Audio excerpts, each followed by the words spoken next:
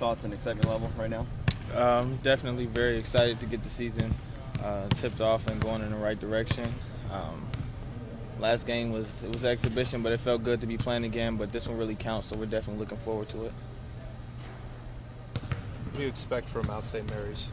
Well, our coaches have told us that they have 3 guards that are really good, can shoot the ball, that they press for 40 minutes, they run and jump, do a lot of trapping. So that's definitely what we're expecting coming into this game.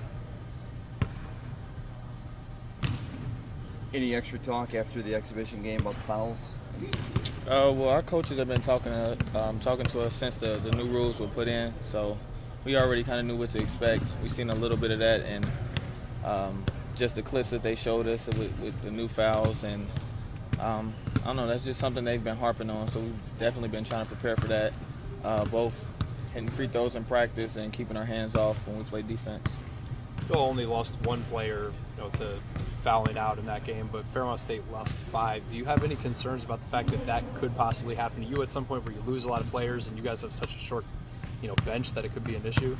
Yeah, that's something we definitely are aware of, and that's why our coaches are putting so much emphasis on moving our feet and not putting our hands on, but that's just something we have to deal with when the time comes. How about the fact that there were some games in the Midwest and Big Ten that they weren't calling the hand checks over the last couple of days? Is that kind of disconcerting going into some games knowing that they might call it and they might not call it? I don't know. It's a little bit confusing because, you expect all the refs to be on the same page. But, I don't know. That's just something we'll have to cross when we get there. Is that something that you talk about, though? Maybe, you've talked about how the coaches emphasize certain things, but the fact that game to game you may get refs who are calling it differently, as is the case with any rule usually throughout the season, that you might have to just adjust and maybe you can play differently depending on what is or is not being called? Yeah, well, obviously that's something we'll have to adjust to. We'll come out early and see what type of calls they're making.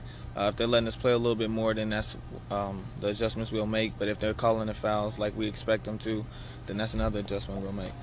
What do you think if it's an individual player or something that you guys got to do differently to step up while Terry's recovering from whatever exactly that injury is that he has? Well, I know that Nate and Chase are going to play a lot when Terry's down.